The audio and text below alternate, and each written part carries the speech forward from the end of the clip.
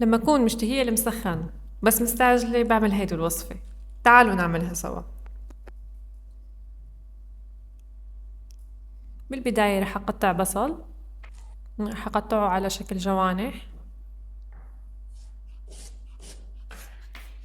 وكتروا البصل بطيبة كتير. وعندي هون صدر دجاج رح أقطعه بشكل شرائح رقيقة.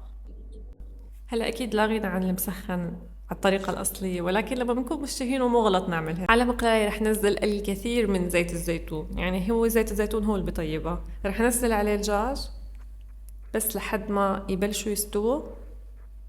رح أرش رشة فلفل أسود ورشة ملح.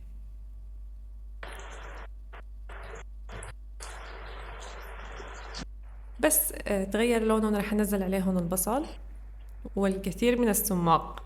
كتير بطيب السماق. ممكن تحطوا له 7 بهار، ولكن أنا بحب إنه تاخد النكهة الطبيعية من السماق وزيت الزيتون والبصل. بس وصلوا هيدي المرحلة بنطفي.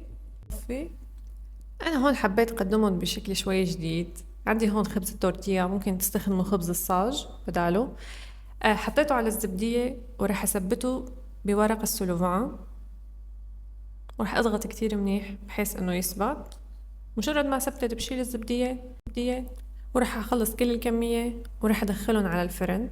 هون لازم تراقبون، يعني ما في وقت محدد، لازم تراقبوا الفرن. مجرد ما أخدوا شوي لون ونشفوا رح أشيلهم طالعون من ورق الفويل أو السلوفان. شوفوا شكلهم شو حلو. رح أحط فيهم خليط المسخن ورح أزين وشهم بشوية لوز محمص. ما تستغنوا عن هيدي الخطوة، كتير كتير بالطيبة.